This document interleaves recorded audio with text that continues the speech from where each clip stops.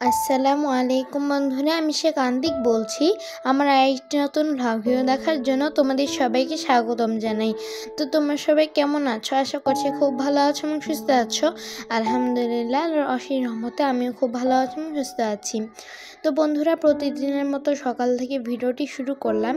আর মা কিন্তু করে নিয়েছে লাউ আলু ভাজি, আর সাথে ভাত এবং ডিমের অমলেট।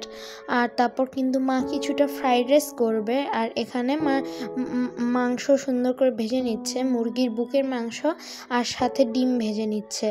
কেন জানো বন্ধুরা, আসলে ঢাকায় আমার দিদা আর ফুপিদের একটা দাওয়াত আছে। আসলে আমার বাবার মামাতো ভাইয়ের মেয়ের বিয়ে, তো সেখানে কিন্তু তারা যাবে। আর যেহেতু ঢাকা যেতে অনেক লেট হবে, 8-9 ঘন্টার জার্নি, এই জন্য মা সুন্দর করে রান্না করে নিচ্ছে। তো এই তো মা কিন্তু ফ্রাইড রাইস করছে টিফিনের জন্য। আর আমার যেহেতু পরীক্ষা, এই জন্য আমিও যাব না, মাও যাবে না, আমার বাবাও যেতে পারবে না। তো এখানে কিন্তু মা সুন্দর করে ফ্রাইড রাইস করে নিচ্ছে। আসলে অনেক বড় জার্নি হলে তো কিছু খেতে হবে মাঝ রাস্তায়, এই জন্য মা এই ফ্রাইড রাইসটা করেছে। আর এখানে বন্ধুরা, এই তো মা কিন্তু ট্রলি ব্যাগ নিয়ে যাচ্ছে। আর আজকে তো আমার দিদা চলে যাবে, তো আমার তো খুবই খারাপ লাগছিল বন্ধুরা। তো এই জন্য না আমার একটু খেতেও ইচ্ছা করছিল না। তো বন্ধুরা দেখো, আমি কিন্তু দিদা আর ফুপিকে বিদায় দিয়ে দিব। এই তো বিদায় দিয়ে দিলাম। তো বন্ধুরা, কি আর করার, তারপর বাসায় এসেছি, আমি পড়াশোনা করছিলাম। আর এই তো মা কিন্তু আমাকে ডাকছিল একটু খাওয়ার জন্য, তবে না আমার একটু খেতে ইচ্ছা করছিল না। তো পরে মা আমাকে ফ্রাইড রাইস দিয়ে বললো কি, তুমি ফ্রাইড রাইসই খাও, তোমার ফ্রাইড রাইস খেলে ভালো লাগবে। তো এই জন্য কিন্তু মা ফ্রাইড রাইস দিয়েছে, আর সেটাই আমি মজা করে খাচ্ছি। আসলে চিকেন ফ্রাইড রাইস খেতে না অনেক মজা লাগে।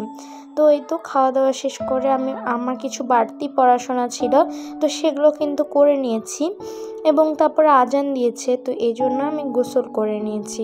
গোসল করার পর নামাজ আদায় করে নিয়েছি এবং অফ ক্যামেরায় আমার লাঞ্চ সেরে নিয়েছি। আসলে ভুলবশত আজকে ভিডিও করার মনে ছিল না, তো এই জন্য কিন্তু ভিডিও করা হয়নি বন্ধুরা। আর এই তো ফ্রাইড রাইসটা কিন্তু আমার প্রায় শেষ হয়ে গেছে।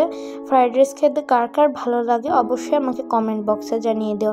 তারপর বন্ধুরা, এই তো সন্ধ্যা হয়ে গেছে, আর মায়ের একটা জরুরি কাজ ছিল, তো এই জন্য কিন্তু সানিহাদের বাসায় মা গিয়েছিল। আর সেখানে গিয়ে দেখে একদম ঝম বৃষ্টি শুরু হয়ে গেছে, তো এই জন্য কিন্তু মা আটকা পড়ে গেছে আর যেতেই পারেনি। তো অবশেষে মা বাসায় এসেছে, এসে আমাকে বলছিল তুমি কি কোনো নাস্তা খেতে চাও? তো আমি বললাম কি নাস্তা খাবো? তো মা বললো আচ্ছা তোমাকে নুডলস করে দিই। তো আমিও রাজি হলাম। তারপর কিন্তু দেখো মা নুডলস করে নিচ্ছে, সুন্দর করে রান্না করে নিচ্ছে।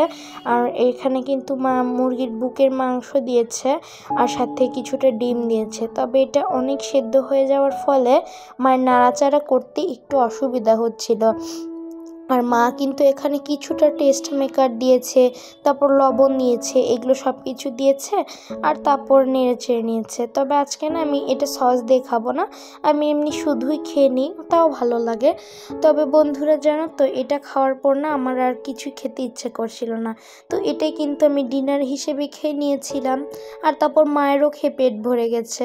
আসলে এই নুডলসটা অনেকটাই খেয়ে নিয়েছি, তো এই জন্য কিন্তু পরবর্তীতে আর এত কিছু খেতে হয়নি। আর এই তো মা কিন্তু একদম ভালো করে নুডলসটা নেড়ে চেড়ে নিচ্ছে, যেহেতু বেশি সেদ্ধ হয়ে গেছে, এই জন্য একদম নেড়ে চেড়ে আবার সাধারণ করে নিচ্ছে। তো এই তো মা কিন্তু এখন সার্ভ করে নিয়েছে, এখন আমি খেয়ে নিব।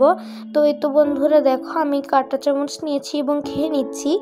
আর এভাবে নুডলস খেতে কিন্তু আমার খুব ভালো লাগে বন্ধুরা। আর নিতু কাহিনী চ্যানেল থেকে আমার নিতু খালামুনের হাজব্যান্ড তো অনেক অসুস্থ শুনেছিলাম, তো আজকে কিন্তু তার অপারেশন হয়েছে। তো তার কিন্তু এখন জ্ঞান ফিরেছে। তো তোমরা সবাই তার জন্য অবশ্যই দোয়া করবে যাতে উনি সুস্থ থাকতে পারেন। আমার তো তার জন্য অনেক খারাপ লাগে বন্ধুরা। তো আজকে শুনলাম যে অপারেশন হয়েছে, তো ইনশাল্লাহ ভালোভাবে সুস্থভাবে ফিরে আসতে পারবেন বাসায়। তো এই তো বন্ধুরা, এখন কিন্তু ভিডিও শেষ পর্যায়ে চলে এসেছি। আর যারা এতক্ষণ আমার সাথে ছিলে তাদেরকে জানিয়ে অসংখ্য ধন্যবাদ। আর আজকে ভিডিওটা খুব ছোট, তো তোমরা স্কিপ করে দেখো না। আর অবশ্যই একটা লাইক করে দিও যারা এখনও লাইক দাওনি। আর আমার চ্যানেলে যদি নতুন হয়ে থাকো তাহলে সাবস্ক্রাইব করে পাশের বেল আইকনটি প্রেস করে দিও। যদি বেল আইকন প্রেস করো তাহলে পরবর্তীতে যখন আমি ভিডিও আপলোড দিব তখন তোমার কাছে নোটিফিকেশন চলে আসবে, তারপর তুমি সময় সুযোগ বুঝে দেখে নিও। তো বন্ধুরা, আজকে এই পর্যন্ত। আল্লাহ হাফিজ।